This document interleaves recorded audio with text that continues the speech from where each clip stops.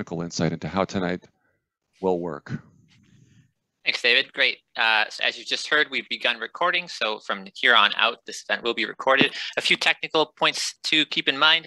First of all, we do have the transcription enabled. So if you require or prefer captions, you are able to see them by turning them on with the live transcript button, which should be at the bottom of your screen.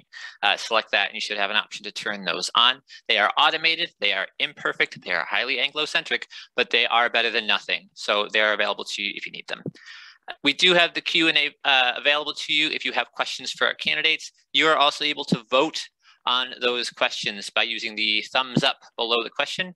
The top vote-getting questions are the ones that will be asked at the end, so please do peruse those periodically and cast your votes that way. Finally, if you do require any assistance, you do have the ability to chat to the panelists, which will go to me. If you have technical assistance needs, I will address them. Anything else will not be addressed. So if you have political points you'd like to make, they will not be passed on to the candidates and I will not be replying to them. Please limit your responses there to technical support. Thanks. Thanks, Tim. I'd also like to thank and introduce the timekeeper for tonight's debate, Olia Keenan, my neighbor, and the reason why I'm in this debate in the first place. Thank you, Olia. Olia will be having a series of cards, green, yellow, and red, which will be flashed to the candidates. A green card will show the initial time, and a yellow card indicates 30 seconds, and when time is expired, the red card will flash. Brief remarks about tonight's format. Each candidate will have an opportunity to make a 3-minute opening statement. After that, we will get into the debate portion. There have been 7 questions formulated by the debate committee that have been provided in advance to the candidates. They will each have 90 seconds to address the question, followed by an approximate debate period for 6 minutes. And we may tinker with the time a little if the debate is going well or if perhaps a topic isn't as controversial, but that will be our general operating principle, some responses from the candidates, and then a chance for a debate. As I indicated earlier, at the end of the 7 questions that have already been provided, we will turn to 2 audience questions that will be put to the candidates. They'll have a chance to offer thoughts for 2 minutes on the question. And then finally, each candidate will be given 2 minutes as closing remarks in an order that has been randomly determined by me and some dice in my house. Let me introduce tonight the candidates. I'm sure many of you who are active in the community have come to know them already. Representing the Green Party is Afam Alou. Representing the New Democratic Party is Sasha Kane. And representing the Liberal Party of Canada, James Maloney. By that random process I mentioned earlier, we will now move to our opening statements. And Mr. Alou, you have the honor of opening our proceedings tonight. 3 minutes opening statement to you, sir. Thank you. What if this election is not about politics? Who's a liberal, conservative, or moderate? What if it's not about government? Who's in power? And what's their agenda? What if it's really about science? And what science is about security, culture, and economics? The IPCC report, produced by a group of international scientists, calls for climate emergency, where the impact of a runaway global warming may be irreversible if we don't meet certain targets to keep average temperature increase below 1.5 degrees Celsius. This warming of the Earth is caused by pollution from greenhouse gas emissions into the atmosphere. And nature seems to be fighting back with effects like the pandemic, forest fires, and heat domes. The biggest pollutants are fossil fuel companies. Yet, our government keeps subsidizing these filthy rich companies to the tune of billions of dollars per year and investing in new infrastructure like the Trans Mountain Pipeline, which has a price tag of over $10 billion. Yes, the government is taking climate action, but while still spending on the culprits, that's effectively undermining its own efforts.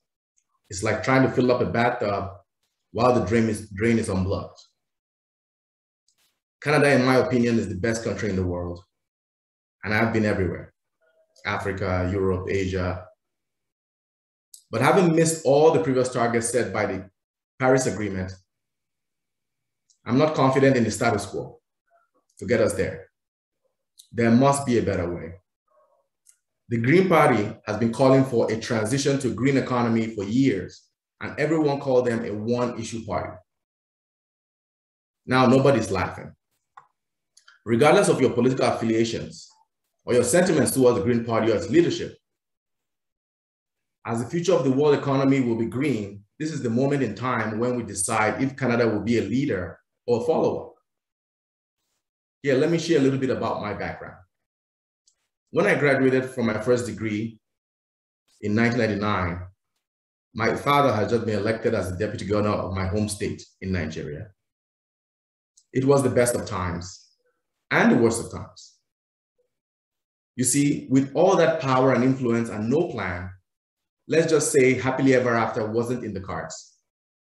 Fast forward to North America, post-MBA degree, my life became all about plans. As a financial advisor, it was about financial plan.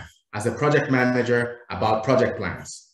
Now, as an acquisition entrepreneur accelerating small businesses, it's about business plans. In my opinion, the most viable plan to meet the climate crisis is from the Green Party. I'm standing for green action. How will you vote this election? Thank you. Thank you, Mr. Alou. We'll turn it over now for his introductory remarks. Mr. Maloney, the floor is yours for 3 minutes. Thank you, David. And first thing I would like to do is thank Afam and Sasha. Look, this is a very important debate, and I want to thank the organizers for putting this on. You, David, you, Olya, Sandy, and Tim. It's important, and I'm going to agree with what Afam said. Let's take politics out of this discussion, because this isn't about the Liberal Party or the Green Party or the NDP, because the three of us are all here tonight because we agree that this issue is important, and we agree that this is an issue that Canadians collectively and governments collectively need to work together on. I am going to say that I'm astonished that the representative from the Conservative Party isn't here. It's unacceptable. One of the responsibilities that comes with being a candidate and being an elected official is accountability. Accountability means showing up. And it means showing up sometimes to answer questions that are harder than you'd like to answer, and to talk about issues that are challenging. But that's part of the responsibility. But as I said, the three of us are here because we agree. The Conservative Party had a convention in April. They couldn't even agree that climate change was real, let alone start working on solutions. I'll leave that alone. Look, we need to start working on this faster, harder than we have. I'm actually very proud of my government's record and what we've accomplished in the last 6 years.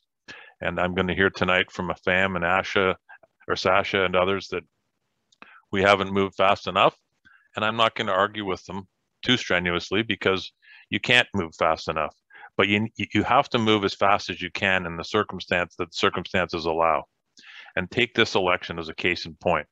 Because for all of the progress we as a Liberal government have made in the last 6 years, that success and that advancement is now in jeopardy. Because if the Conservatives win this election, the next time we're having a climate change debate in an election, it's going to be much more dire than it is right now. Because we're going to be having a debate that we had several years ago, not in 2021, because they're going to take us backwards. So I'm glad to be here tonight with all of you to talk about what we need to do going forward, what we've achieved so far, and what we can do. And I just want to comment on one thing too.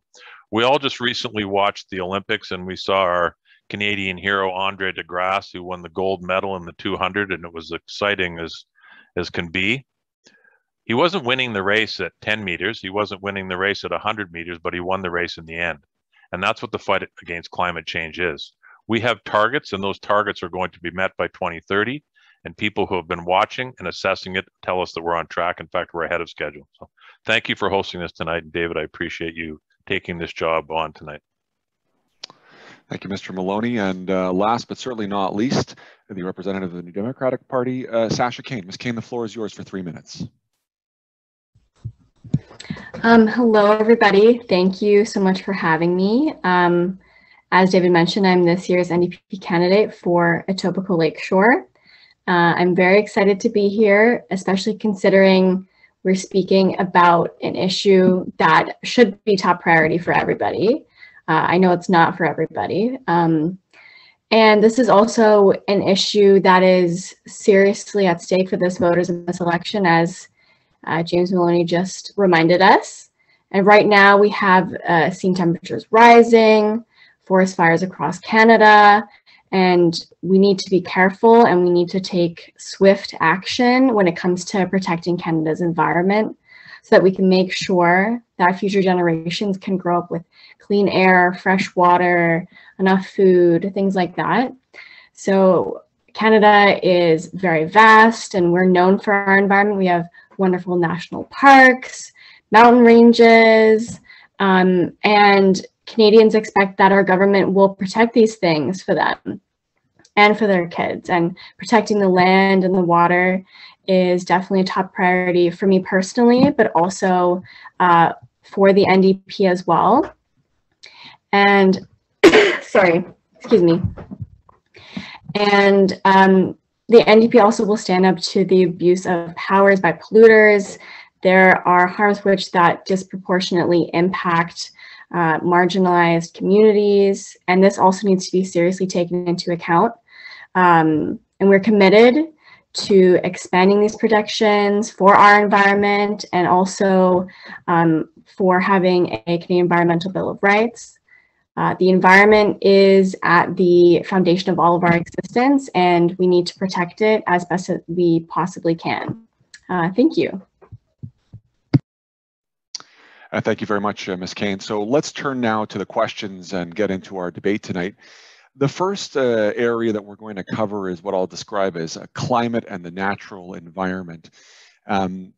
As the candidates know, there are sort of three subparts to this first question. So I'm going to read them all, and then I'm going to go in the order that we've established that will rotate through for the questions. So on the issue of climate and the natural environment, part A of the question asks, will you work to develop a new and credible plan to halt and reverse nature loss, protect species at risk, and meet Canada's commitment to protect at least 30% of land, fresh water, and the ocean by 2030? The second part of the question is, will you work to get a commitment to require all sectors to reduce carbon emissions by 60% by 2030 and make it law? The third question in this topical area is, will you push your party's leadership to end all government subsidies for fossil fuels? And so the rotating order we'll go with is, since Mr. Maloney went second in the introduction, he's batted up to first. So Mr. Maloney, 90 seconds to you. The floor is yours, sir. For all three of those? For all three of them. Okay, we'll have a debate afterwards. I'm going to be really quick on this. The answer is yes. Look, on question A, we're not going to develop a credible plan because we already have one and it's already been partially implemented. We've set a target of 30% by 2030. We're already done 14%. We're well on our way. We've created a number of new national parks. We set aside land area and protected area the size of Nova Scotia. On the second part of the question, look, we've set aggressive targets above and beyond what the Conservative Party has done. We've accelerated them. By 2030, we're going to meet those targets. We've implemented net zero government legislation that's going to enforce it government-wide. It's not unique to one department. And on the third thing, yes, we're going to phase out fossil fuel subsidies. We've committed to doing it in 2 years. And in fact, it's already in progress. Thank you, Mr. Maloney. Mr. Alou, you have pardon me, I'm wrong. Ms. Kane, the floor is yours for 90 seconds. Apologies. That's okay. So yes, of course, I will, because like I mentioned before, this is a critical issue. And we will not only have a climate crisis, but also a biodiversity crisis. And we are the cause of mass extinction of wildlife, which means that we also have a responsibility to fix it. So we will rewild, restore nature, protect it for future generations, and we will stop the exploitation of the land and the oceans. And to do this, we have committed to returning land to Indigenous stewardship. Indigenous peoples They've have fought against fossil fuel extraction on their territory, and that's actually helped keep massive amounts of carbon pollution in the ground and has helped protect our environment.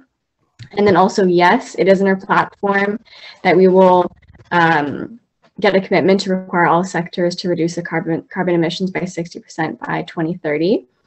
We will set a hard cap on industries for their carbon emissions, put this into law, and we'll also work with provinces place a framework for corporate climate accountability as well. And I don't know if I'll get to the last part, but we will invest in sustainability, but we should not reward fossil fuel companies who have known that they've been destroying the environment since the 70s. Thank you. Thank you, Ms. Kane. Mr. Alou, last but certainly not least on this question, 90 seconds, sir. My answer is of course. However, this will take some bold action. This will also take working across party lines. Everyone needs earth, water, air, no matter who they vote for. We're in this together. We should try to protect more than 30% by 2030. Because 2030 is only 8 years away. We have to stop damaging the land, the damage that's happening, and work at healing. If you look at our 2019 Mission Possible platform, it has outlined 20 steps that you can take there. As far as the law, yes, Green Party is all for reducing carbon emissions. Again, we need to take bold action. Some sectors are ready to reduce carbon emissions, but their shareholders are not. For example, sectors that are starting to do their part are vehicle manufacturers selling electric vehicles, for instance, in British Columbia. Almost 10% of new vehicle sales are electric vehicles. Another example is the building sector. Now, construction with EV charging stations, some provinces are now mandating EV stations in condos. And as far as the subsidies, yes, we want to end fuel subsidies and transition to a green economy. Thank you. Well, we'll open the floor now for a few minutes on the debate portion, and I suppose I might frame it this way: all three of you have answered yes to the three questions I just posed on the issue of climate and the natural environment. So I guess maybe what differentiates the three of you then? I hear a lot of agreement, but surely there must be differences about how you approach achieving these objectives. I'm happy to go first, David, if nobody else wants to. The floor is open, Mr. Maloney. Go ahead. Sure, thanks. Look, I answered yes to number one, and in answer to your recent question, it's because we've already shown that we're not only committed to doing it, we've actually done it. We've taken the steps. It's already partially been done. We started doing this in 2015 with great opposition. I have to tell you, like I've been the chair of the Natural Resource Committee for 6 years in Ottawa. I've had the pleasure of doing that.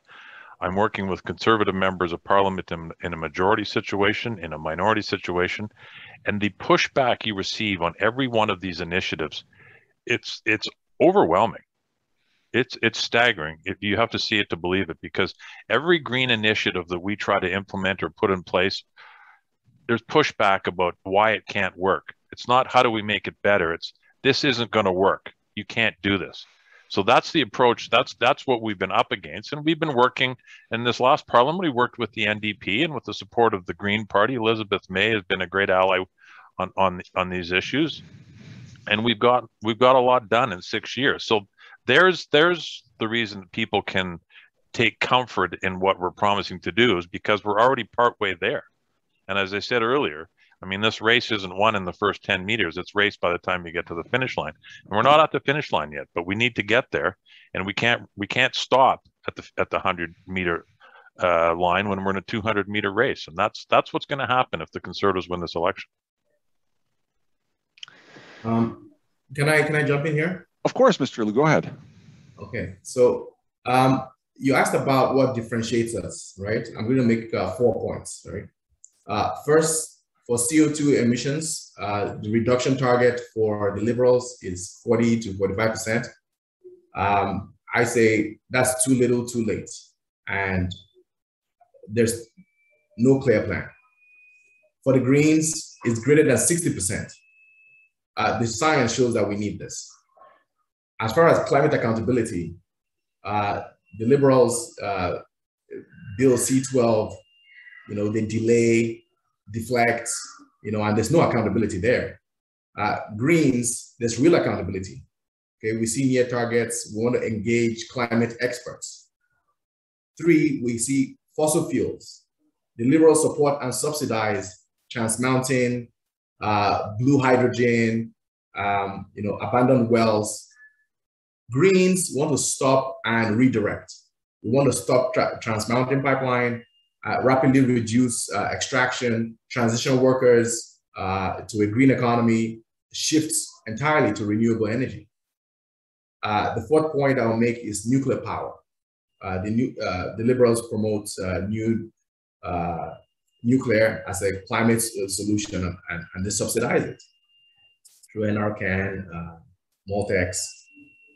For the Greens, we want to also stop here and redirect. It's not clean, it's not green, not economical, it's not safe, and it takes too long. We want to shift to cheaper, safer, currently available renewable technologies. Those are the distinctions I'll make. Thank you. Ms. Kane, would you like to jump in here? Yes, please. Yeah, no, I also think that the way that, it's being framed is that it doesn't seem like it's as much of an emergency for the Liberal Party, especially considering that they will, subsidize gas and oil, even though they've declared a climate emergency. It doesn't seem like they don't seem like they align with each other at all, because they don't.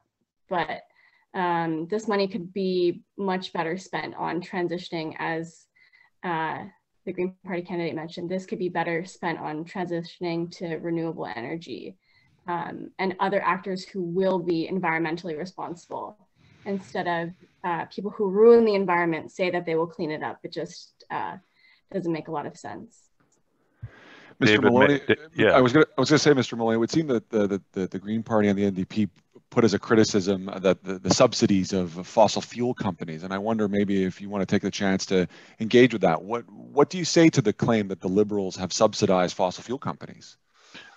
There's a couple things I want to say. I mean, platitudes are one thing, actions are another. And what you've seen with our government is action, and we've taken more aggressive action on climate change than any federal government in Canadian history. And so when I hear Sasha talk about what the NDP would do, you have to look at British Columbia and you have to look at Alberta, who have had NDP governments. And what we've done at the federal level is far more aggressive than what you saw at the provincial level by those two NDP governments.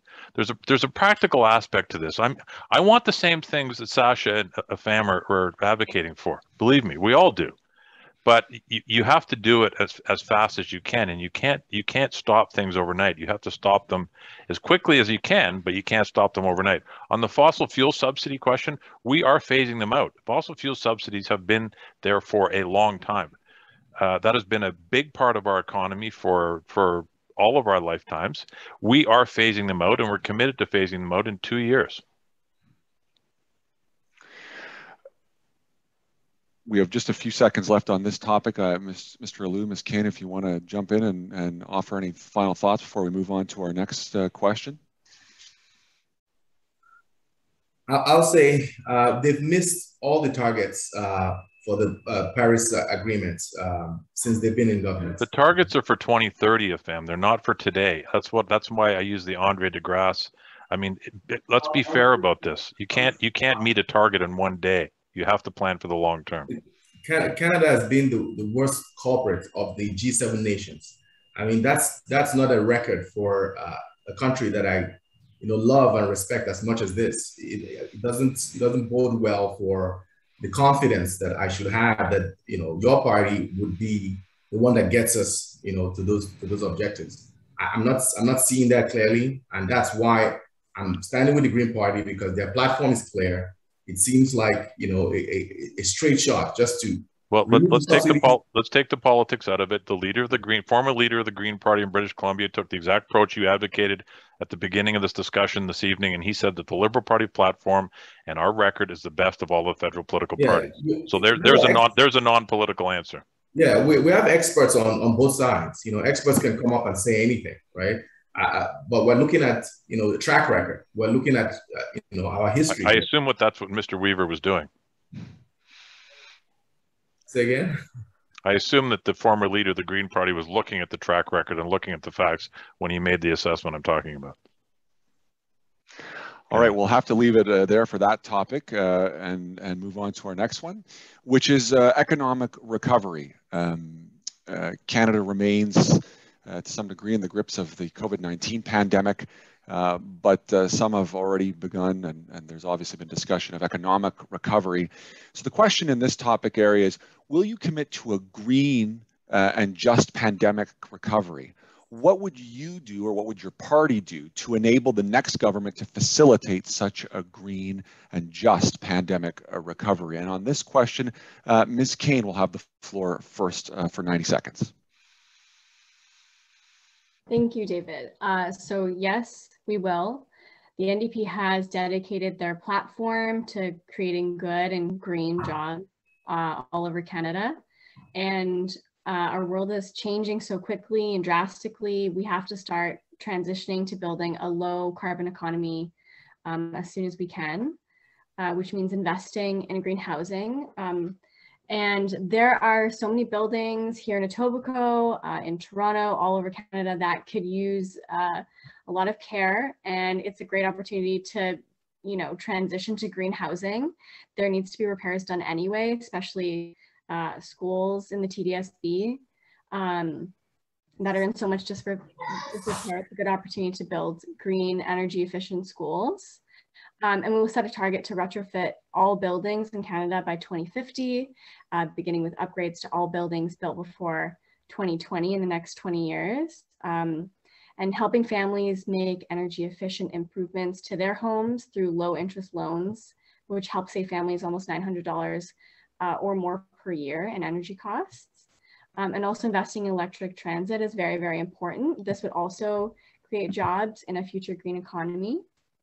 And overall, we will modernize and expand public transit within and between communities across Canada, and ensure that federal transit funding flows with an emphasis on upscaling carbon transit projects. Thank you. Thank you, Ms. Kane. Second in the order on this question, Mr. Alou, the floor is yours, 90 seconds. The answer is of course. Our platform has the strongest green pandemic economy out there. We base our recovery on science and expert advice. The recovery should not be just about economics and putting more money in the pockets of offshore shareholders. We need to strengthen our social programs, you know, free education, proper childcare, affordable and sustainable green housing, to name a few. Without strengthening our social programs, we'll go back to the problems we have. Now is the time to be bold. Major investments in 100% renewable energy and electricity delivered through coast-to-coast grid to move and store electricity. Piecemeal spending will result in the same problems over and over again, costly and expensive. There's something our platform is calling the green rush. Okay, just like you had the gold rush. You know, so green is the new gold.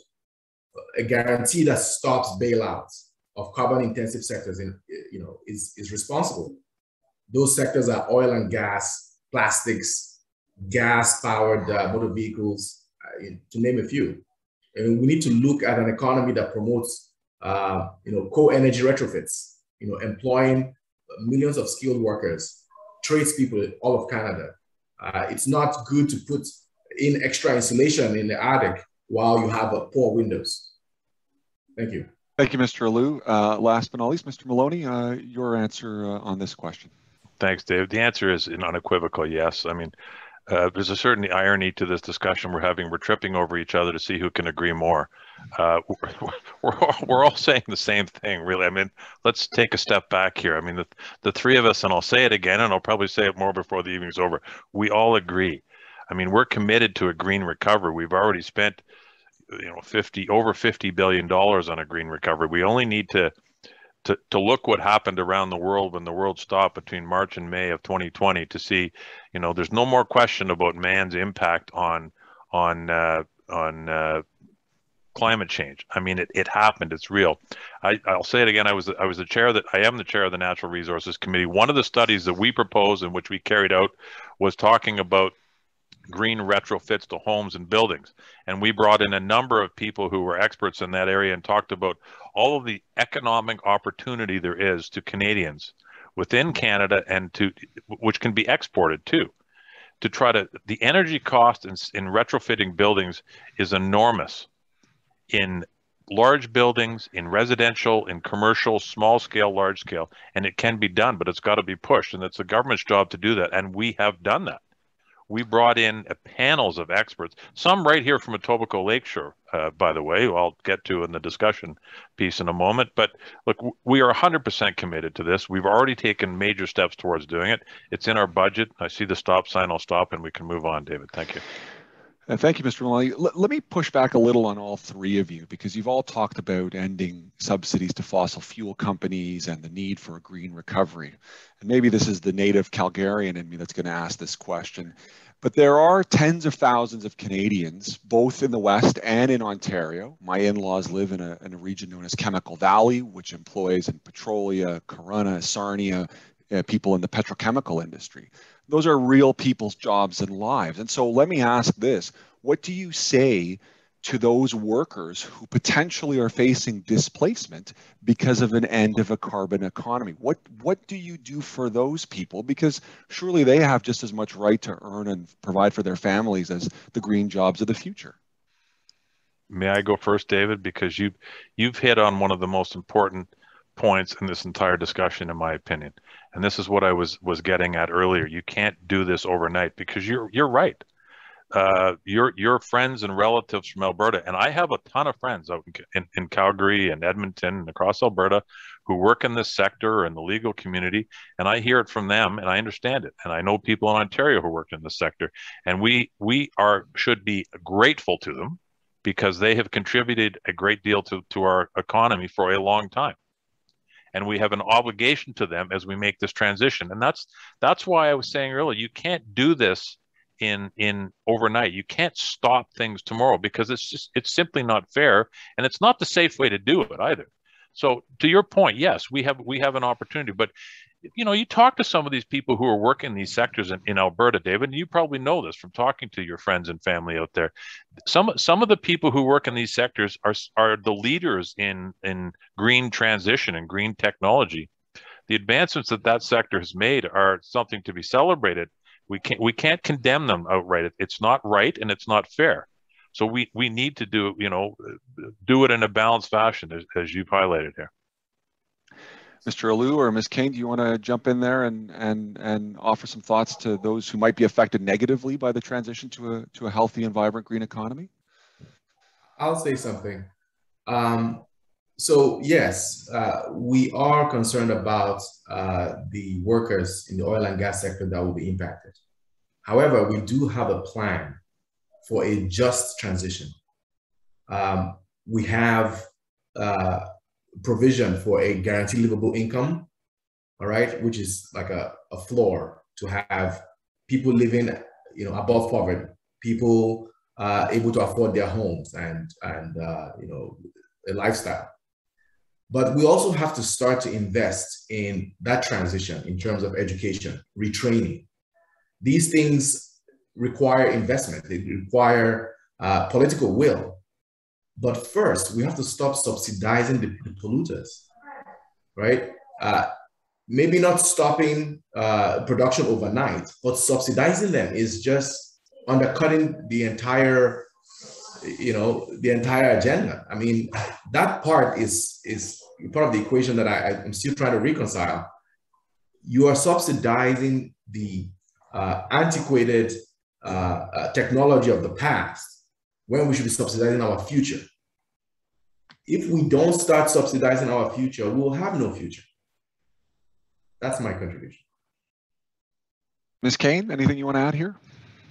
Yes, I would just like to add that, of course, it won't happen overnight. That would be impossible. And but the rate that we're going, if we don't, transition to a green economy, we're not, building our country for the future that we're heading towards right now. We can't stop it. So we need to deal with it. And one of the things that we can implement is a universal basic income. So in case somebody does lose their job, we also need to have better unemployment insurance. So doing these things can help. They can also provide training for green jobs, because we definitely need to adapt to the reality that we're currently living, and for the very soon reality that we'll be facing when it comes to climate change. I'd say one more thing, David, if you don't mind. Of course. When we talk about fossil fuel subsidies, I mean, people need to understand what some of these are. Some of these are tax incentives or tax benefits for people that are job creators, like capital cost reductions for buying equipment so that people can run their businesses. I mean, these apply to some of the these so-called subsidies in that format. When I say so-called, they apply equally to other industries too. They benefit the economy as a whole. I've been out north of Edmonton to Alberta's industrial heartland. I've seen how important it is to that part of the country, and I've seen how important it is to this part of the economy. Let's not forget, I'm going to say something wildly unpopular here, but the Trans Mountain Pipeline represents that transition. Because you remember Rachel Notley wanted to go out and buy hundreds of rail cars when the pipeline got canceled? That is far worse for our country and for climate change than building that pipeline in the short and medium term. So you have to take these steps that are perceived to be, they are unpopular, but they're necessary to get us through the transition in a safe and a just way. Thank you. Thank you, Mr. Maloney. We're going to move on now to the third topic of tonight's debate, which is broadly categorized as toxic or toxins in our environment. And the question is this: the Canadian Environmental Protection Act is our framework or overarching law that protects the health and environment of Canadians. That act has not been significantly amended since before 9/11 in 1999. Despite the fact that there has been major changes in our understanding in the science of what constitutes a toxin in our environment.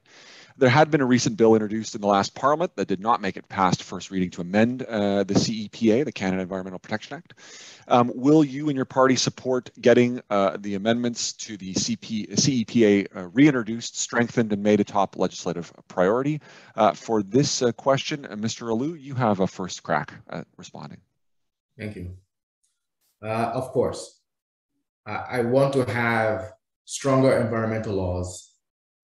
Just as important, stronger compliance, monitoring, and enforcement laws, and resources. We've talked about MP Elizabeth May a couple of times here. She's put forward just over 80 amendments to this act and worked across party lines. Okay, as a father concerned about climate issues, yes, I want stronger environmental protection. The big five oil sand companies transferred $8 billion to their mostly foreign shareholders in the first 3 quarters of 2019, which almost puts them on pace to match their 2018 total of $11.34 billion. In 2018, the big five transferred $6.97 billion to various levels of government in the form of taxes, fees, and royalties. But we are left with the effects on the environment, lands, and oceans. Thank you, Mr. Liu. The next candidate on this topic, Mr. Maloney, floor is yours for 90 seconds. I don't need 90 seconds because the answer is yes. Yes, it was our legislation that was introduced. Absolutely, we will reintroduce it, and absolutely we're welcoming input from other parties on how to make the legislation better and how to get it passed as fast as possible. And Ms. Kane, last but not least, on this topic of toxics and toxins in our environment. Considering, amendments have not been made almost since I was born, actually. Our past conservative government chose not to review the CEPA in 2010, 2015, but recognizing the environmental rights leads to better environmental outcomes in the future. So obviously Canada needs to legally recognize environmental rights through law and policy.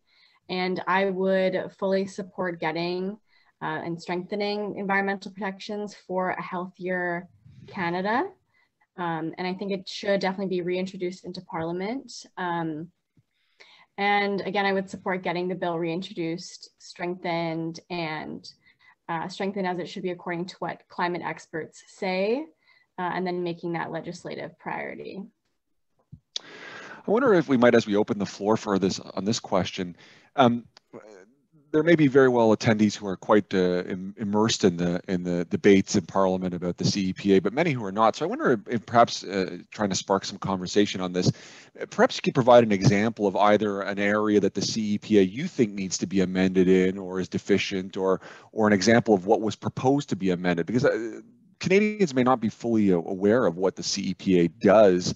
I mean, we can broadly all say, yes, we're in favor of changing it, but maybe there's a change or two that you have in mind that you want to share with those in attendance tonight.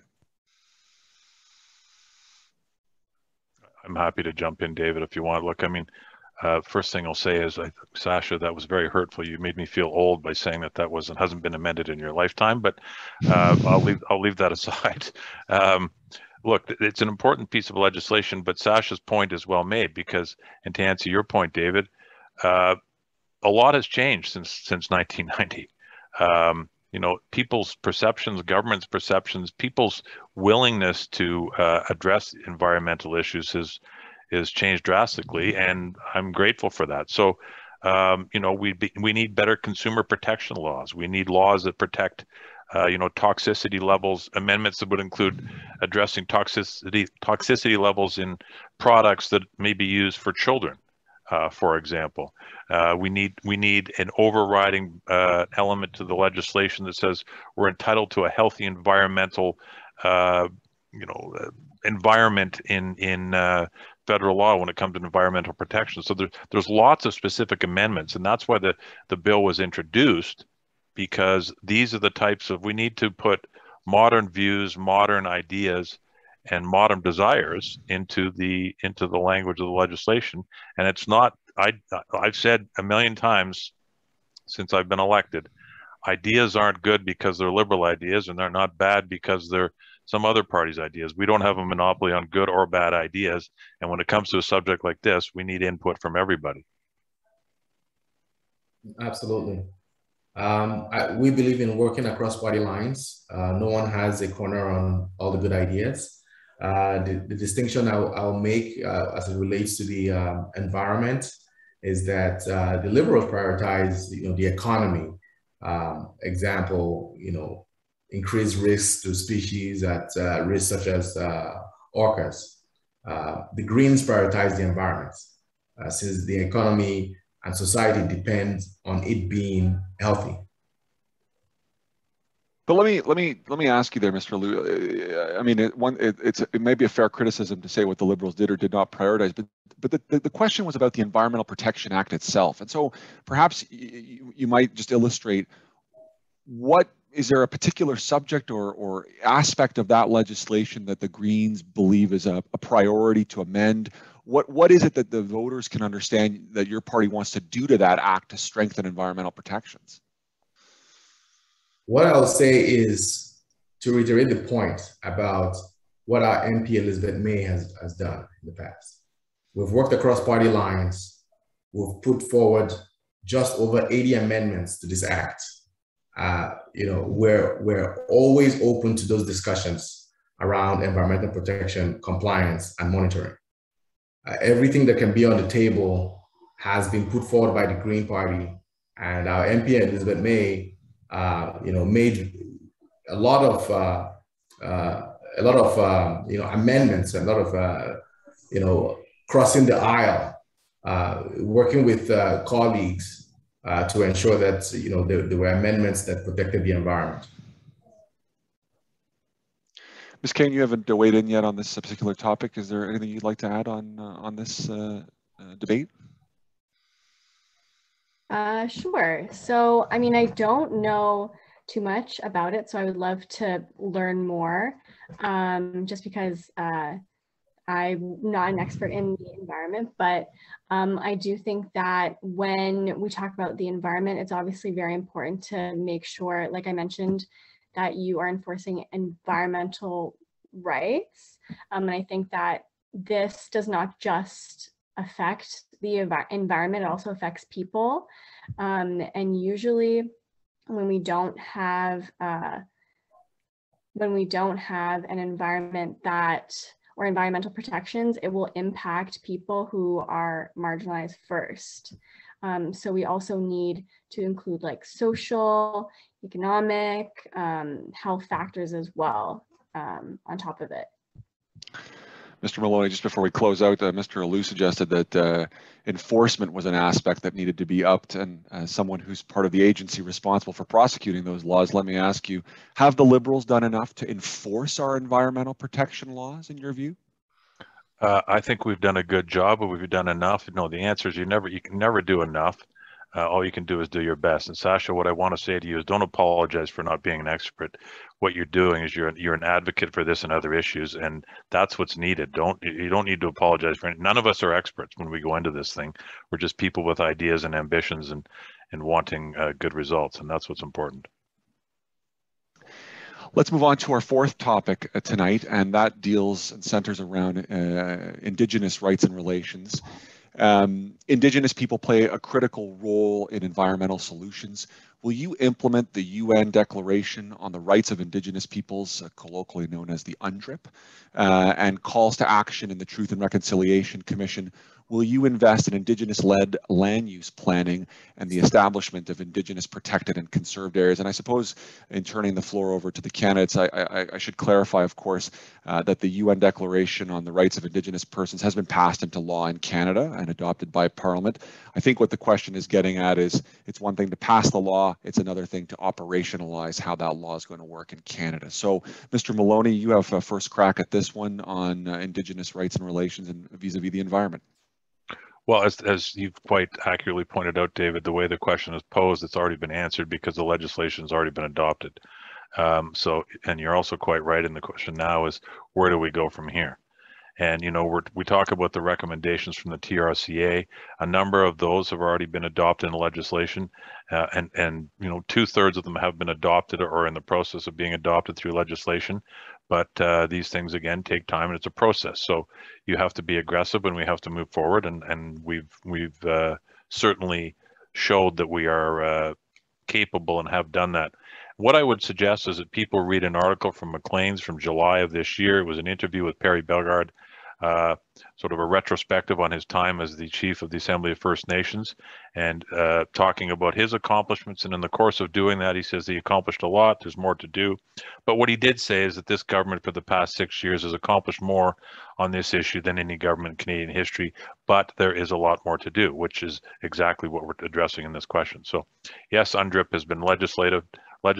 We need to move forward, and we need to keep being aggressive on this issue.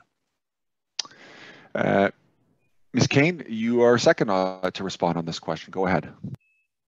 Okay, so obviously the relationship between you know, Indigenous way of life and the environment is very, very strong, and I know that informs Indigenous language, their laws, governance, and I know that before colonization, Indigenous people, they effectively and sustainably produce food, medicine, production material, and so the agricultural and environmental success that they have in their traditions in the past and present, that requires not only their involvement in environmental solutions, but also their leadership, which is something that we should support their leadership as well. So the NDP party, including myself, we would fully implement the UNDRIP and as it is, and the calls to action in the Truth and Reconciliation Commission in partnership with Indigenous people.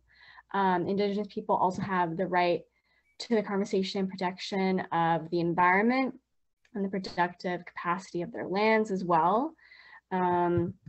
and we will invest and implement assistance programs in relation to the environment, like expanding the Indigenous Guardians program. And we'll also work jointly with Indigenous leadership and communities to develop coordinate action plans to respond to climate change emergencies, like wildfires and like floods that are affecting us right now. Thank you. Mr. Alou. I have been in the writing for over a decade, and now I still have a lot to learn. I reside in the, and let me make sure I'm pronouncing this correctly, Anishinaabe and Haudenosaunee communities, and have learned that you have communities within the communities. Anishinaabe, Seneca, Mohawk, Haudenosaunee, Iroquois, Huron-Wendat. As far as UNDRIP and the TRC 94, calls to action, they're complex and integrated.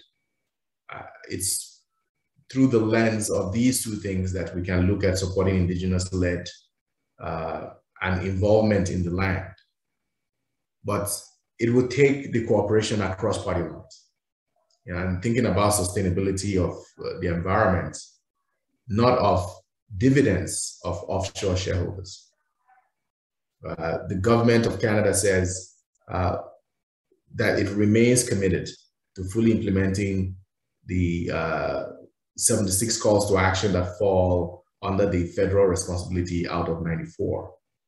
But how many have they really done?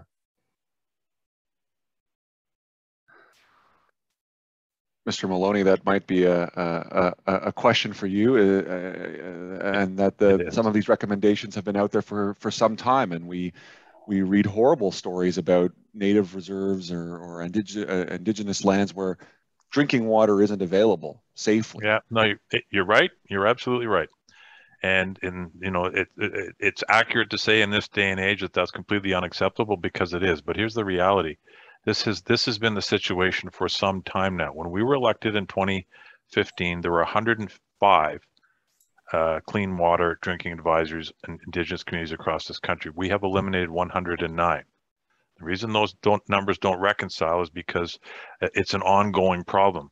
But what I can tell you, if let's look at the question as posed, will you work with Indigenous communities on land use planning to establish protected and conserved areas? The answer is an unequivocal yes, because what we have in place is, in every single situation when there's an ongoing problem, there is a plan in place right now. And the reason some of them haven't been implemented in full is because it has to be done in consultation and with the approval and support of the local community. So we cannot go in and impose a system, whether it's a water purification system or any other form of land use planning, because that's how we got into. That's why we're having this discussion. We have to do it with them, not for them. They're it's them. They are us, and we are them. I mean, this is it has to be approached that way, and it is being approached this way. So to say that we haven't done anything is not accurate, and it's not fair to all of the people who are involved in trying to remedy the problem. To be fair to Mr. Alou, I don't think he was suggesting that you haven't done anything, and the question is whether you've done enough. But I take your point. I didn't mean to suggest that he had said that, but it is an accusation that gets thrown around wildly, and it comes up from time to time. I'm not suggesting for a second that Afam and Sasha are saying that, because I'll say it one more time. We are aligned on many of these things. Ms. Kane, go ahead. You look like you want to chime in here. So, I mean, I don't understand, because you just said that unclean water was unacceptable, and it is, but you also said previously that the pipeline, which goes through unceded lands, many different Indigenous or First Nations communities, but you said that the pipeline was, kind of a necessity. So I don't understand what you mean by that. Can I respond to that, David? Of course. I mean, I can reiterate what I said earlier, but I would direct you to the comments of the leader of your party, because he's been asked this question point blank several times in the last week. And he has seemingly begrudgingly admitted that this pipeline construction is an ongoing necessity, because he has made it very clear that he has no intention of canceling it if he's in a position to do so. And the reason he's taking that position is because he's being very practical and pragmatic, and he recognizes that that pipeline is part of the solution in the short and medium term, and stopping it is not the solution. And it's also being done, let's not forget this. The reason it was delayed and the reason it took so long to get it under construction is because of the relationship with the First Nations on that, along the route of the pipeline.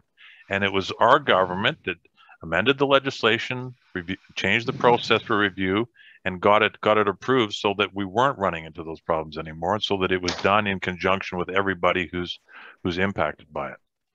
But let me perhaps press all three of you, because we talk about relationships with Indigenous or First Nations communities as if they are a homogeneous group.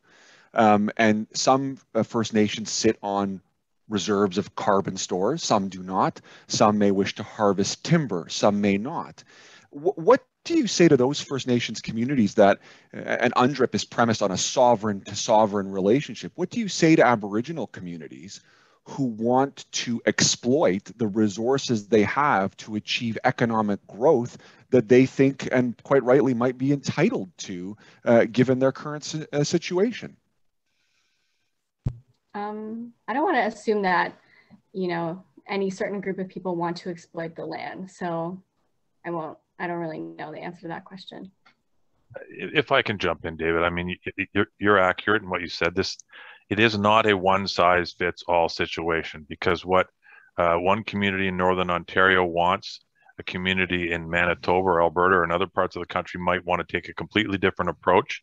And that's one part of the reason that takes time to address these things issue, because we are dealing, there are hundreds of communities who all want to take a different approach. And that's what, to go back to what I said earlier, you have to do it on an individualized basis, so that you're working with the local communities to make sure that all needs are met and the relationship is solid. Our next topic is the area of leadership and cooperation. And Mr. Alou's comments earlier in this debate may have foreshadowed this topic. The question is this: according to the Green PAC, the all-party, this is a quote, the all-party caucus is a group of MPs from across all the major parties who have agreed to come together to work on climate solutions across partisan lines. It is unfortunately not very effective right now and suffers from a lack of engagement. This is an attempt to empower MPs to work with that body towards concrete action, end quote. The question here is, if elected, would you join the all-party climate caucus to work collaboratively with MPs from across the aisle on policy solutions? Will you commit to working across party lines to ensure that we work together in the battle against climate change? And on this one, Ms. Kane, you have the honor. Okay, thank you. So, I mean, we have kind of increasingly seen a lack of collaboration between parties for a while. And, despite the fact that we are all trying to improve the lives of Canadians, and there's just a lack of engagement and a lack of priority for the all-party climate caucus as a prime example. And I think to solve this, I would happily join and also genuinely work together and implement solutions. There is no progress through disagreement, and climate change affects us all, and we need to immediately change, how we live to do so. It's ambitious, but there's a sense of urgency that I think is mounting, that people are finally getting, and I think that that's reaching people. You can't enact change on your own. You need collective action through initiatives like the Climate Caucus, and it is definitely essential for rallying people together, like elected officials, climate leaders, advocates, and hopefully this would eventually help, impact people all over the country, reach different levels of government as well. Thank you. Thank you, Ms. Kane. Mr. Alou, you are next up on this one. Yeah, I'll keep this one short. This is a no-brainer. Yes, of course. Even with just 2 MPs, the Green Party has worked across party lines. Yeah, let's face it, we're not likely to get a minority government in this election. So our MPs have no option except to work, within these kinds of infrastructure, this kind of framework. Yes, you will see in the NDP and Liberal platforms many of the ideas the Green Party of Canada has been promoting before climate change was as real as it is today. Sorry, Mr. Maloney, you're batting cleanup on this one. Yeah, 100%. Again, we're tripping over each other to agree on this one. There's one gaping hole in everything here, and that there's one person not here. And the reason, an all-party caucus on this issue isn't going to work is because there's one party who doesn't believe it. And I hate to say it, but it's true. I'll say what I said at the beginning. They had a convention in April, and they had a real simple motion: was, is climate change real? And more than 50% of the members at the Conservative Convention voted no. It wasn't on solutions or what approach to take to fighting climate change. Does it exist? So there's your obstacle to an all-party work effort. This is what I've said to my friends many times. The part of what politics I hate is the politics, because there's some things that are nonpartisan, and this is one of those discussions.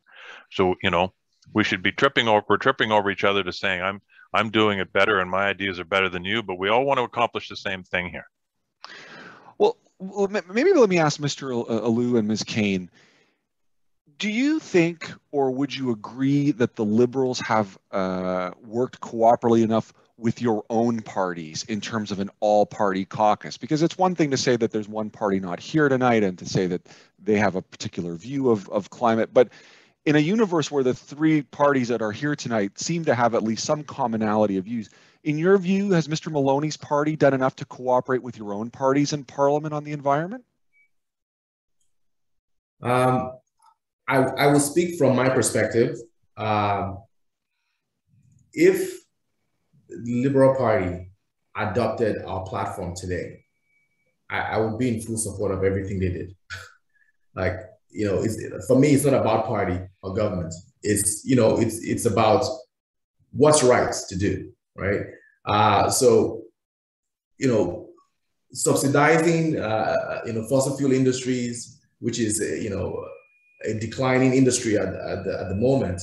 If you look at the UK, graduating rates of, oil and gas industry graduates, it's down 60% since 2015. So, the trend is there where we're transitioning to a green economy, and, we're still subsidizing, an industry that should be left to die, essentially. So, no, I don't feel like the cooperation is at the level it should be. We have a more aggressive plan. We have a more ambitious plan. And, I believe in, maybe best reasoning, take the day. So if they adopted our platform wholesale, or they took some of the drastic actions to ban fracking and remove those subsidies, then I would believe that we're really making an impact. Ms. Kane, any thoughts on whether you view the Liberals' cooperation to date with your own party as sufficient? Is there enough of an all-party caucus, leaving aside the one party that's not here tonight?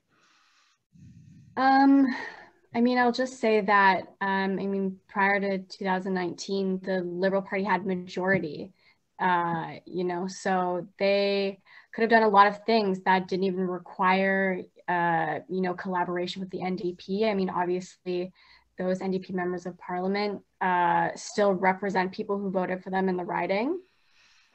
But, I think that just points out, if they wanted to, they could have. So if there's any portion of the environment that, that they didn't follow through on, I don't really see an excuse. Sorry, I'm still sick. Seeing an excuse for it if they had a majority for 4 years. And obviously climate change was still a big issue then as well.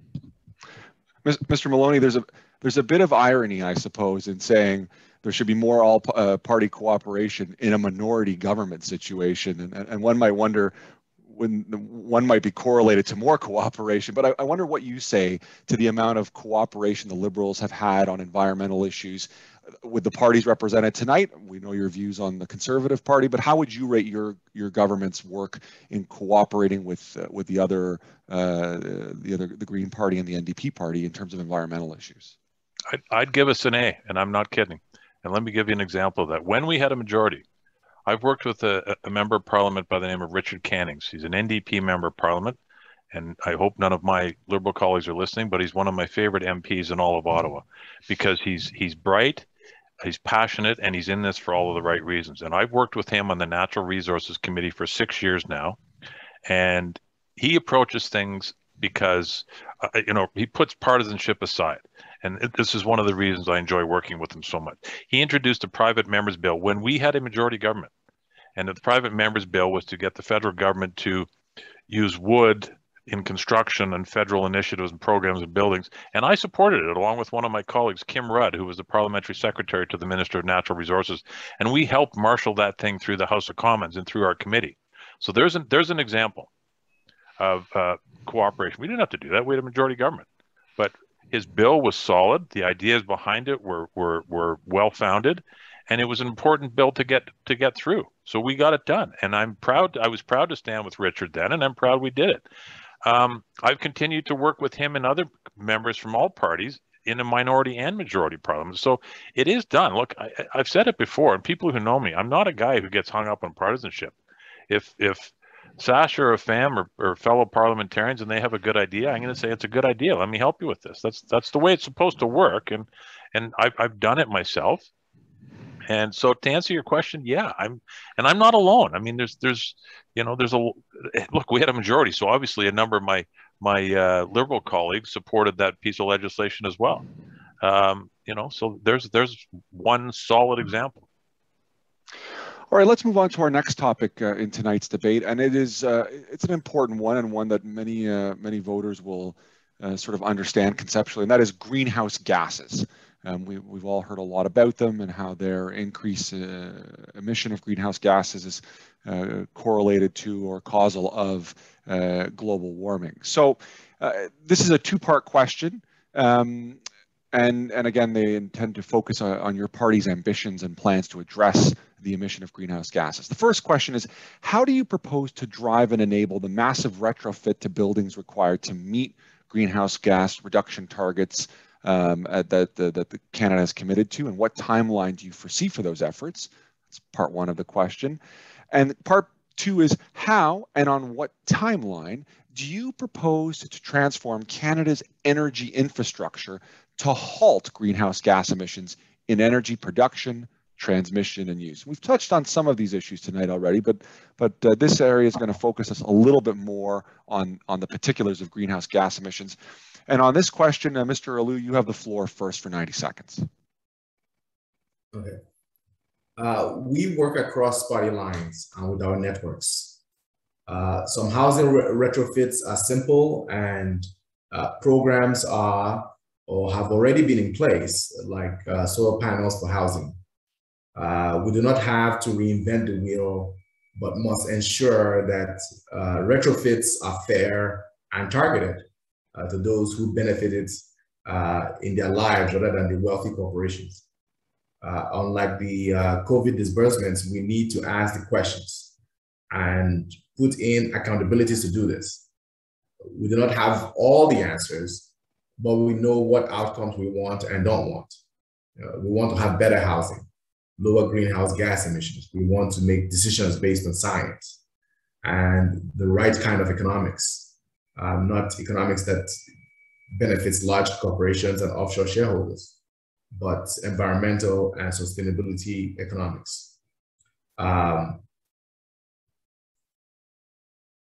As far as timeline, we're looking at, if you look at Mission Possible 2019, which was just 2 years ago, it has a 20-step process to do this by 2030. We have to take bold action. With every passing year, the environmental problems and impacts compound and get worse. So some of those 20 steps are to declare an environmental emergency, which we've done now, respect science, set new targets, ban fracking, and green the grid. Thank you, Mr. Liu. Next up on this question will be Mr. Maloney. Thanks, David.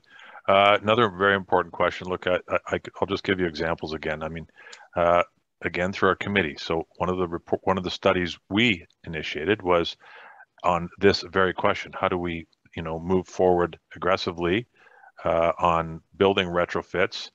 And we brought in a number of witnesses from across the country, including one right here from Etobicoke Lakeshore, a guy by the name of Jim Lord, whose business it is to come in and look at your building and find the best way to make it greener, safer, cleaner in an economical way. And there's a number of the companies who are now getting into that field, but they need help from the government. They need incentives. They need legislation, and that's why we introduced net zero legislation, and we're moving aggressively on it. We have legislation in place now that it's a whole of government approach, which anything that is put forward by the government, regardless of department, has to it has to be looked at through that lens. And that's the approach you need. And the reason the legislation is there, and this is critical, because it's going to bind future governments. So future governments are going to have to pass legislation to change it.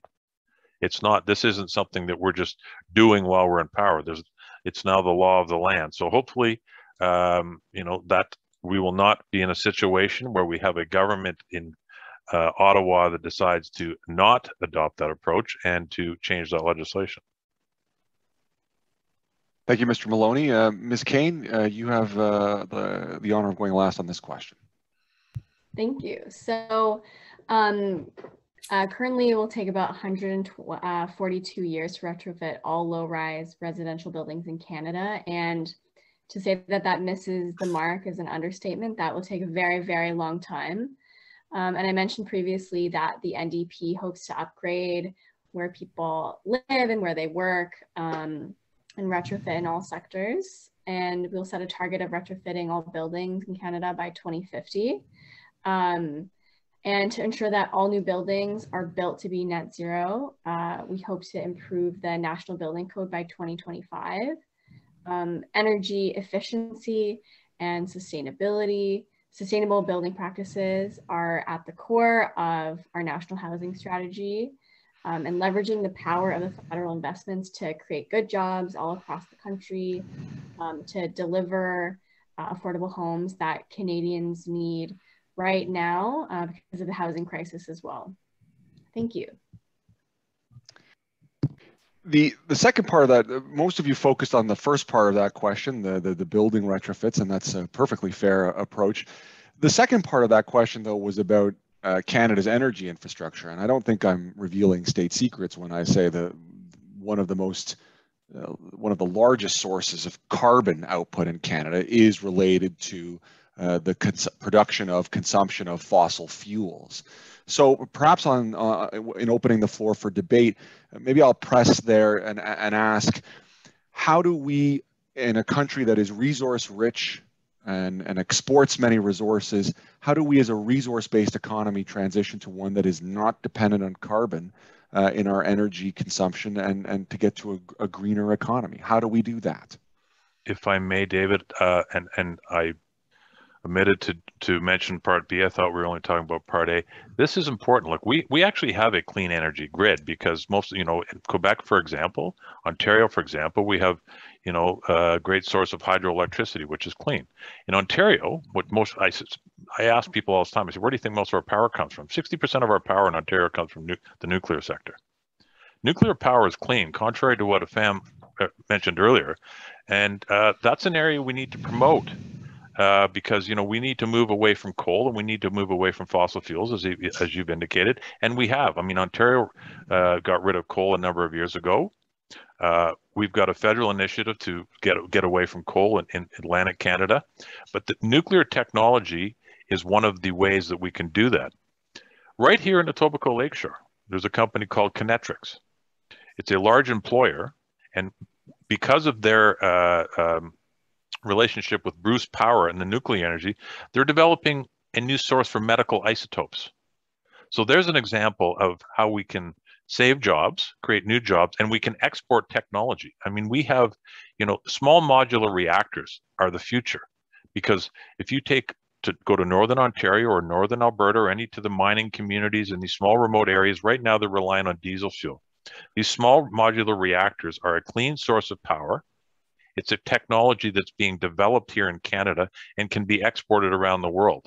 And it's something we should be proud of, not afraid of, because it is clean, it is reliable, and it's going to accomplish the goals that we're trying to achieve, and the reason we're having this discussion tonight. So I'll go back to the Natural Resources Committee, if I may, for a moment. I apologize for consuming so much time here, but this is an important point. We did a study at our committee, again, that we initiated about on our electricity grid. We have 10 electricity grids in Canada. We don't have one. And the purpose of the study was to see if we can share some of those east-west connections rather than north-south, for the very purpose that we're talking about that is tonight. So where there's opportunity for clean energy in province A, they can transport it across the boundary to province B to get them off of less clean sources of energy. So these are the types of things we need to work on, but these are the types of things we are working on, and we need to keep doing it. Mr. Alou, you, in your remarks earlier in the debate, took some position on nuclear technology. I think you expressed some concern about it. What do you say to Mr. Maloney's point that nuclear technology does potentially seem to be a source of what he calls clean energy? Do you agree with him? And if not, why not? Yes, so I'll restate the point I made before, that some of these initiatives should be redirected. Nuclear energy, it's not clean, it's not green, it's not economic, it's not safe. It does take too long. So those are the reasons why nuclear energy is not the way to go in terms of transitioning from from an energy infrastructure perspective. Even the resources that we do mine now, the fossil fuel, Canada's grade of fossil fuel, of oil and gas, is different from what we have in my own home country, Nigeria. It's WTI. It's called sweet crude.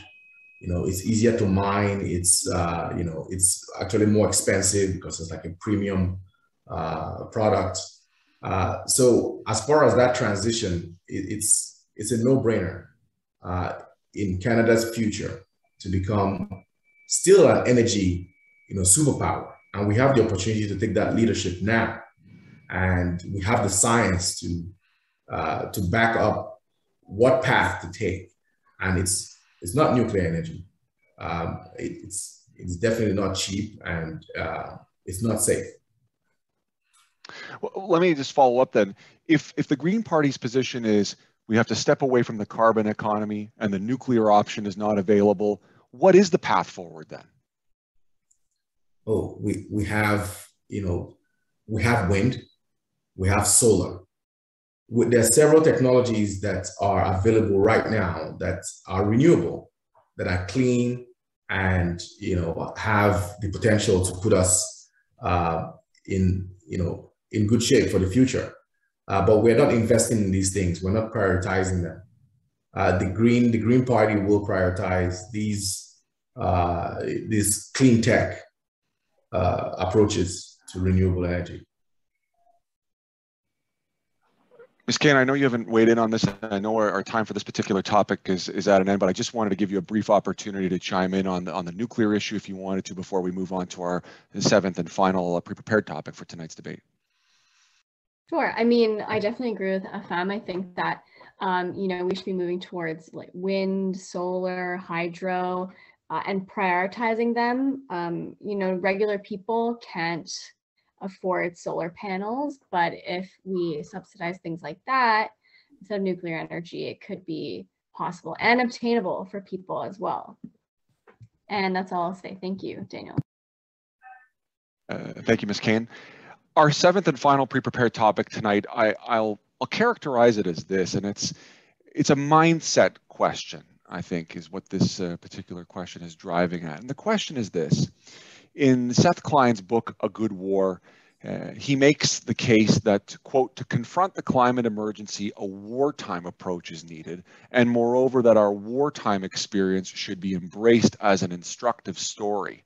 Climate breakdown requires a new mindset to mobilize all of society, galvanize our politics, and fundamentally remake our economy, end quote. So the question to the candidates tonight is, do you support this idea? And if elected, would your key steps be to make this wartime footing happen? If you oppose the idea of a wartime footing, why do you oppose it? And what alternative might you suggest in terms of framing Canadians' mindsets on this issue? Mr. Maloney, you will lead us off on this topic. Yeah, look, you're right. It's a mindset question, and a wartime footing. Look, when Canada was in the midst of World War II, you put all hands on deck to get all resources, all industries, everybody working on one thing, and that's accomplishing the same goal. So that's when they say wartime footing. When this question says wartime footing, that's what you're referring to. And conceptually, I agree with that.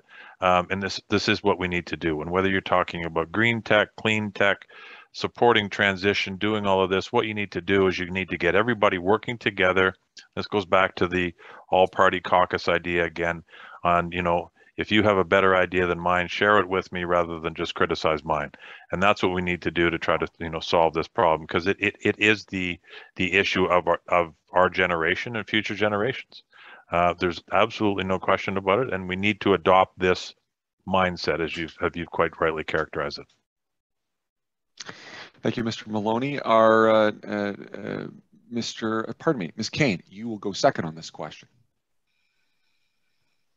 Thank you. Okay, so although I don't really like the rhetoric of comparing it to war, I do think that we must collectively come together, not just here in Canada, but also with every other country. We're all in the same boat.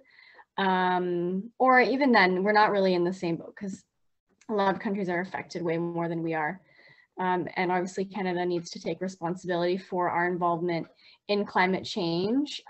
So we do need to fight, but I suppose my only problem is equating it to war, or embracing it as the question phrased. Because war is violence, and climate change is just a result of human ignorance and greed and apathy. And in that way, I would say fighting climate change is different than fighting war. And the way that Canada mobilized during the Second World War and acted with urgency was for good reason. But I think that, there is a disconnection from people living here, and then also the urgency of climate change. So prioritizing it through our government, I think, is a better way to go, because when they take the initiative, people follow. There are leaders, and if they aren't urgent about it, why would people follow that? They have to set a good example in that way. Thank you. Thank you, Ms. Kane. Mr. Alou. As you know, the Green Party is pro non-violence. So this question causes some conflict in me. It talks about war, but who is the war with? Is the war with the people? Is the war with other countries? Is the war with nature? If so, nature is fighting back. That's why we have, the pandemic, heat domes, droughts, hurricanes, and we cannot win. It's not a war we need. It's cooperation and a realization that if we continue this war against nature, it is us that will lose, and we are losing. The Green Party is all about innovation, seeking solutions and working together. In wartime, it's led from the top down, and there's no working together. You just listen to that other person. The pandemic has shown that war approach is not the way to go. We use a different language where you call in the green rush, just coined from the gold rush. So the opportunity is there for Canada to have a leadership position in this new era that we're stepping into, new economic era, new culture of sustainability. and what we need for the people is education, a lot of education. People need to know what's at stake. We need to prioritize, this topic and what's impending, what the science is telling us, and break it down so everybody understands. It should be taught to students in schools. The oil and gas industry workers need to know ahead of time that there's a transition coming and they need to start to reskill. Mr. Alou, I don't mean to cut you off, but we've got to save some time for the debate on this one, and the red card ominously flashes, sir. Sorry about that. Okay. But you make a good point, and I want to pick up on it, and that is, in war you have an enemy, yes. And while they are not our enemy, it's all well and good to have this very polite conversation about what Canada wants to do, but countries like India and China, who represent over 1/3 of the global population and are contributing to global climate change as well. How, in your view, and I'll ask this of all the candidates in this conversation, okay, regardless of whether you like the war footing or not, in war you have allies and coalitions. And how do you see Canada's role vis-a-vis that in terms of leading global climate action? Because Canada alone can't arrest global climate change. That we'd be foolish to think that. So, Mr. Alou, I'll go to you first, since you raised it about enemies. They may not be our enemies, but they are not exactly partners, perhaps, in the global struggle against climate change. How do we relate to countries that are using carbon-intensive economies to leverage their way up the development chain? That's a good question. But I believe we have to lead by example, right? So I don't think we have the moral high ground at this current moment to lecture anyone or villainize anyone or even confront anyone, because we haven't taken the opportunity to be leaders that we could be in this space. But yes, we definitely need to hold other countries to account, and we can do that through our networks, our collaboration with other countries. The U.S. is taking initiative into green space and emissions reductions. So we have allies. We have the European countries that have gone ahead and implemented a lot of the ideas that we have on our platform. So we can get a lot of collaborative engagements to hold other countries accountable that are not meeting the standards that are set for this global agenda to reduce greenhouse gas. David, you're on mute. Yeah. Oh, famous words of the pandemic. I forgot to unmute myself. Exactly. Mr. Maloney, Ms. Kane, we can't criticize others necessarily because we don't have the moral high ground, but we have to press others to comply. What do we do in the international context? I don't know who would like to go first. I will jump in there, David, if you don't mind. I mean, you said something in a moment ago that is a pet peeve of mine, and that's people who say we're just a bit player, we can't solve the problem. Because when people say that, what they're suggesting is that by us cutting our emissions or by us doing the right thing, it's not going to make a big difference because we're only 1% of the problem. That misses the point entirely. Because, and this is to a FAM's point, I mean, look, if we are leading by example, and there's, then we can go to them and say, look, you're much bigger than us. You're a bigger contributor to the problem than I are, but look what we're doing here. We've got our house in order. These are the steps we're taking. You should take them too. That's the point, not the point that we're going to, by us, something, because some actually suggest to me, and there's politicians who think this way. What's the point? It's not going to make a difference. We're so small. That is an outrageous position, in my opinion, for two reasons. One, because we have to get our own house in order for our own sake. But two, because there's large economic opportunity here. And I go back to nuclear and these other technologies and these other advancements that we could make here in Canada. We can export this, so we can go to India and we can go to other countries and we can say, look, here's how you do it. And you can do it well, and it's efficient, it's economical, and profitable. So that's another reason why we need to do it. And let me give you another domestic example. Batteries are a big part of our energy future. And here in Canada, we are mineral rich on the resources that are used to make these batteries. Right now, China is one of the leaders, it's the leader in the world in that. We need to develop our battery technology here in Canada and not just extract the resources, but develop the technology to build the batteries and the second level manufacturing so we can export that around the world and we can become a world leader in that. That's where the opportunity is, and that's why we do it. And this 1% bit player argument, that's why it so deeply offends me. Ms. Kane, do you want to jump in on this issue? Sure. I mean, I think that both James and Afam brought up really, really good points. And I definitely do think that, you know, even if countries like India have more people, they also, you know, have a history of colonization in them as well. So if you know, they've had resources extracted from them and they are doing what they can after being so disadvantaged for so long to get ahead and try and provide. And I think that was probably the only thing missing from this conversation. I mean, that's like one of the reasons why Europe is doing so well. I mean, they colonized every other country and took all their resources for themselves. And I do think that, you know, if they wanted our help in the future with tackling, you know, how their environment's doing in the future, then I think that we should give it to them. And that's everything I'll say. Thank you. Thank you very much, Ms. Kane. That concludes the 7 pre-prepared topics.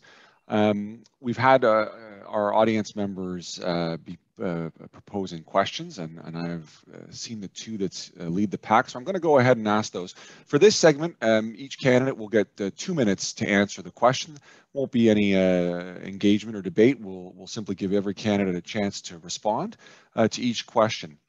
The first one relates to a subject we have not talked about a great deal tonight, although we've talked around it a bit, and that has to do with the Arctic and warming in the Arctic. And I'm going to paraphrase the question a bit because it's quite lengthy and we need to move the debate along. But the gravamen of the question is global warming is making the Arctic more accessible. The Northwest Passage, for example, is more passable with every passing year in terms of the absence of ice to allow ships to go through there. It's also estimated by the U.S. Geologic Survey that the Arctic may hold 30% of the world's undiscovered gas and 13% of the world's undiscovered oil reserves.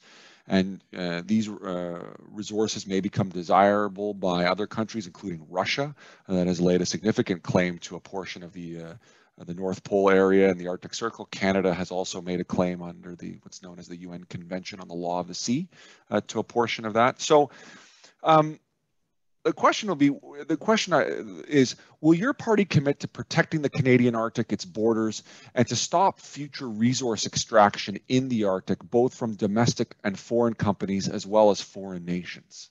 And on this one, Ms. Kane will have a first go at the question. So, Ms. Kane, how does the NDP view the Arctic Circle and protection of the high Arctic?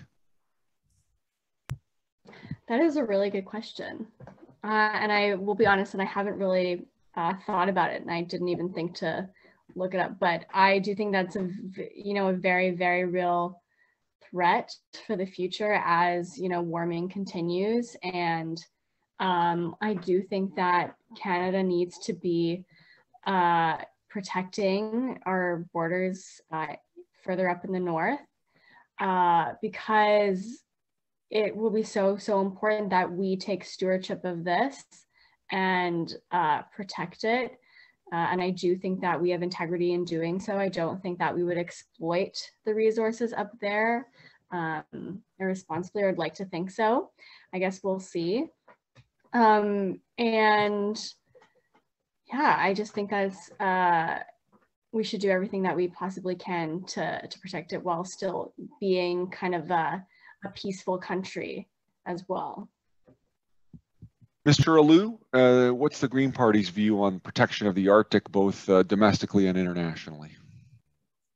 Of course, we need to double our resolve to reduce greenhouse gas emissions because we know that with every additional increase of global warming, the frequency and intensity of hot extremes, marine heat waves, flooding, droughts, and intense cyclones, happen. So reduction in the Arctic sea ice, snow will continue to grow. We will defend the Arctic. So fair and consistent fishery policies must be applied to all fishers, whether in the Atlantic, in the Arctic, or in the Pacific, to protect local communities whose livelihoods depend on Canadian fisheries. We also want to consult with residents on the Arctic farming, working with non-profit groups to build greenhouses or hydroponic towers and funding education programs in nutrition and horticulture. We also want to pursue a defense policy centered on the pursuit of disarmament, defending Canada's Arctic sovereignty, and the adherence to the Geneva Conventions.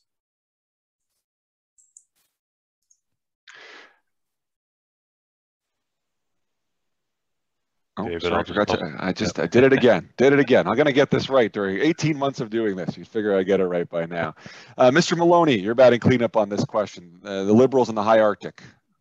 I think cleanup, that's a pun of some sort, David. But look, I mean, the laws of the sea, by the way, the framework was developed by, in large measure, by people here in Canada, just so people who might not know. Look, of course, we need to defend our Arctic sovereignty, and it's become more and more important because the reason it's more important and the reason other people are suddenly interested in it is because of climate change and because of the passage, the Northwest Passage, or the Northern Passage opening up, because sea ice is melting. All you need to do is look at a map and you can accelerate the process, and you can see that it's not even completely covered during the winter months anymore, and it is rich with resources. So we need to defend it because it's ours, but we need to defend it because of the reasons we've been talking about earlier. And if we protect it and we're successful in claiming that as our own, which we need to do, then the topics we've been discussing earlier today will apply to that part of the world as well, because then the same safe, friendly, climate-friendly measures that we've been discussing tonight in terms of resources will apply to that. So that's the reason why we need to do it.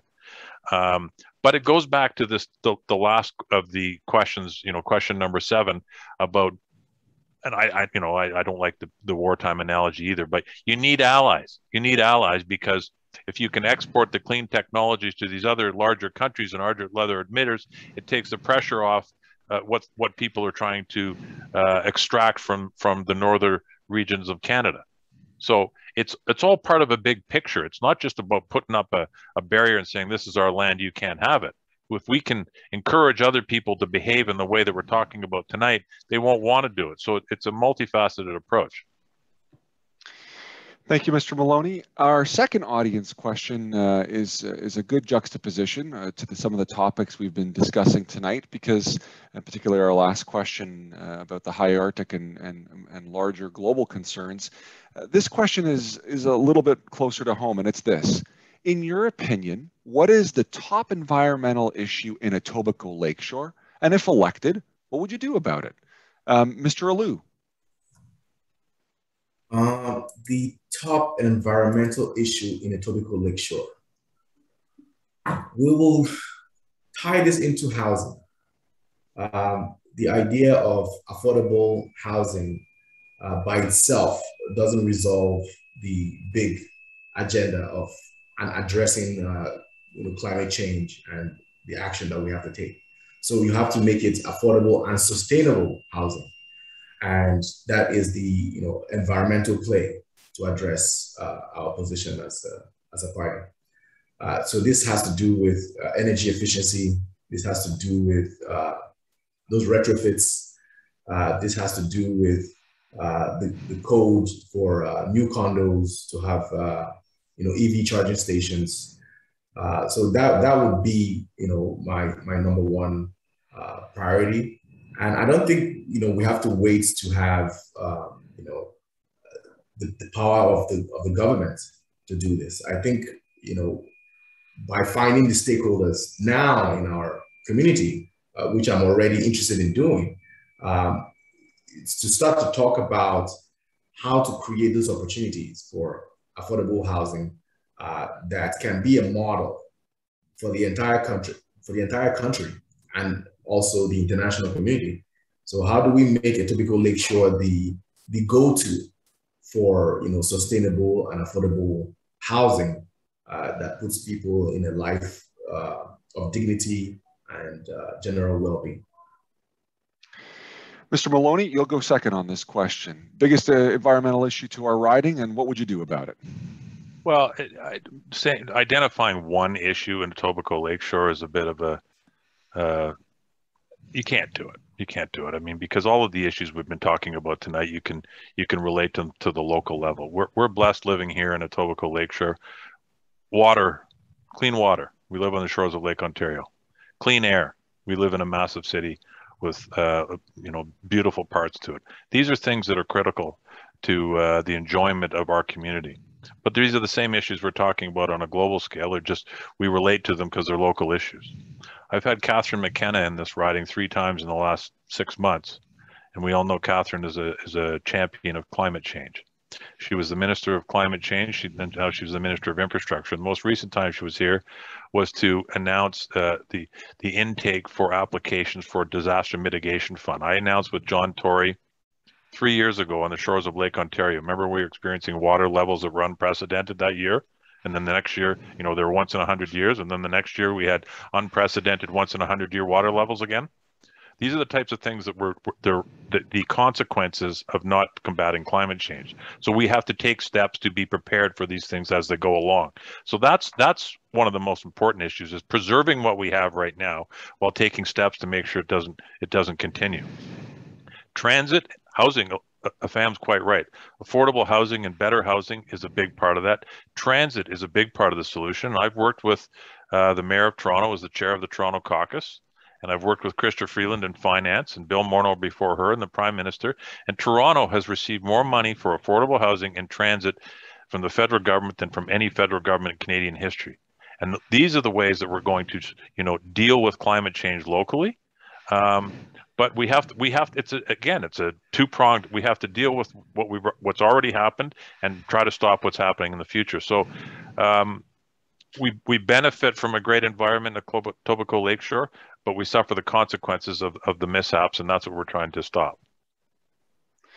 Ms. Kane, the biggest environmental issue that you say Etobicoke Lakeshore is facing, and what do you do about it? Definitely the first thing that came to mind was also our water and our beaches. And I know we're right by the lake, and it's a place that brings me a lot of joy. And I do remember my grandfather saying that he remembers fishing and being able to catch fish. My whole life I've never caught a fish, but I also don't eat meat, so I'm glad I haven't. But I know that pollution is a very, very big problem, and we don't have the infrastructure to deal with it. This is our source of water. It's a source of life for us and for the animals that live here, biodiversity that is here in the city. And I think we need to do more to protect it, to prevent pollution, and to be hard on people who do pollute, who dump chemicals into the lake, and things like that. So that is definitely my my top environmental issue here in Etobicoke Lakeshore. All right. Well, that concludes the questions we have tonight, both from the audience and our 7 debate questions. So it has come time to bring our debate to a close with closing remarks. Mr. Maloney, 2 minutes to you to close out the debate, sir. Sure. Thank you, David. Just thank you to you, Olya, Sandy, and Tim, everybody for putting this on. Thank you for everybody for participating tonight. Look, this is the challenge of our lifetime right now. We're dealing with it individually. We're dealing with it collectively. We're dealing with it nationally. We're dealing with it internationally. And the fact that the 3 of us are here tonight, talking about this, trying to work together, sharing ideas, and we have so many in common, tells me that there's hope for the future. We can get this done. I'm very, very proud of the accomplishments that the Liberal government in the last 6 years has made. And I'll use the Andre de Grasse metaphor again. The race isn't over, and we are on track. We're catching up to the bad guys, the people we're trying to beat, and we're going to beat them. We're going to meet our goals by 2030. We're going to be net zero by 2050. The legislation we've introduced, I'm very proud of, and I think it's proven to be effective already. Steps we've already seen success here in Toronto. But we need to continue to work together. And what this election is really about is, I mean, you see 2 points of view. There's a Liberal government's perspective, and you're seeing the perspective put forward by Aaron O'Toole. Aaron O'Toole talks about climate change now because he realizes that he needs to do something about it, but he doesn't really believe it. His own caucus members don't believe it, and I know that because I've talked to some of them. So that's what we have to fight about. And the three of us need to work together to make sure that doesn't happen. Here in Etobicoke Lakeshore, we have to stop the Conservatives from getting elected so we're not going backwards. So I'm asking everybody who shares my goals and shares my beliefs to support me so that I can continue fighting that attitude in Ottawa that I have been for the last 6 years, so that we can continue to make more progress. And I want to thank Sasha and Afam for putting forward all your good ideas and your passion, which I share. And I look forward to working with all of you on this call and all of you watching this call tonight going forward, because we need to keep working hard and get this done. So thanks very much. Ms. Kane, closing remarks for 2 minutes. Thank you, David. And I would also like to thank all the other organizers of this debate, everybody who attended, and also James and Afam for being here. I had a really wonderful time chatting with you both, and I can't wait to do it again next week. And I would also just like to say that, you know, the environment is very, very important. I mean, we can talk about how, you know, the biggest concern in Etobicoke Lakeshore, and that's obviously a very, very, very big part of, you know, the climate as well, but everything is connected and everything is, you know, integral to each other, and we need to act immediately.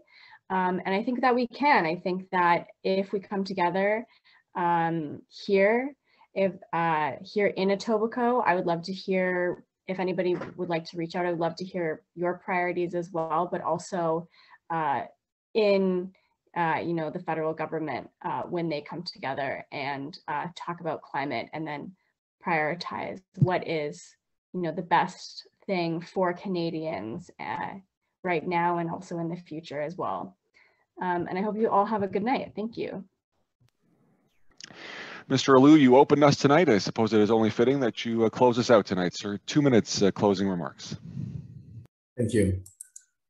When I look at Etobicoke Lakeshore, and thank you all for being here and putting this on.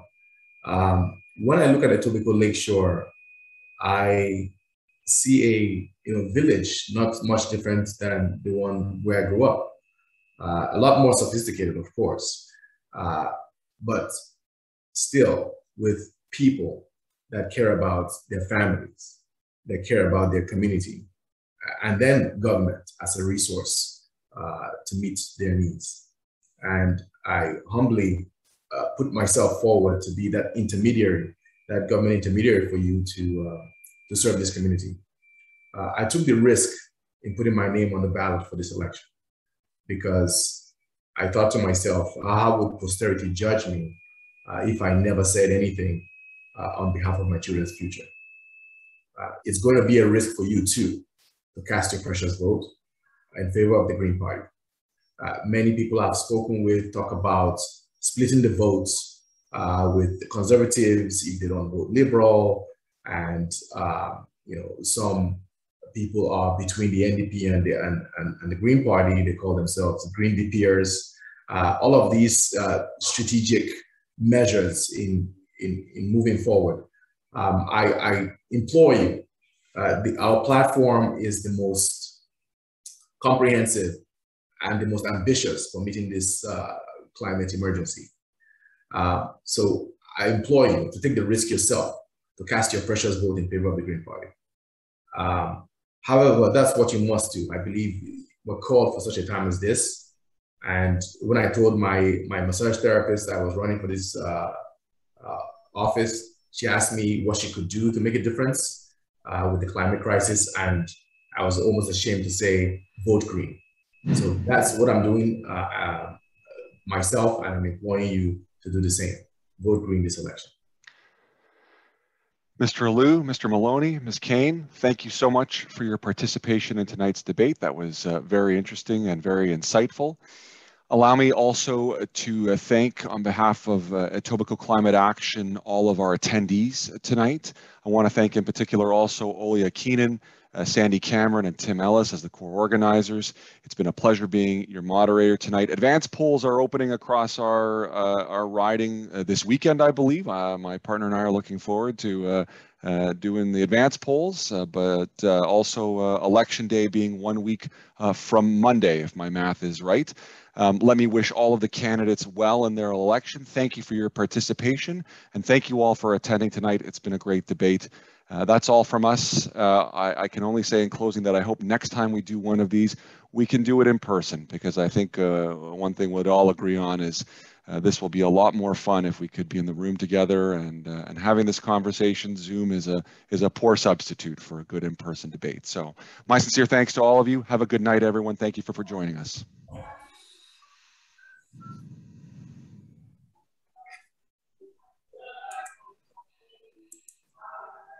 I'd just like to add my congratulations to David's. I think you guys did a great job. Well done. David, you've got a great voice. You should be a radio host. I did when I was in university back in Calgary. I did have a radio show once upon a time. I don't know. You'd be an intimidating cross-examiner as the prosecutor, because you'd soothe people into being honest with you. Well, I'd like to think I do it all right, but I'll leave it for others to judge. I leave it for the jury to judge that, Mr. Bologna, not for anyone else. Exactly. Anyway, good luck to all of you. Thank you. No, thank you. It's been a pleasure doing this. I'll confess this is my first time moderating, so hopefully I didn't guff that up too badly, everyone. Well, you're a natural. Yeah. Yeah. Okay, I'm gonna head out. Bye, everybody. Yeah. Have a good night, everyone. Thanks Thank you, much. Stasha.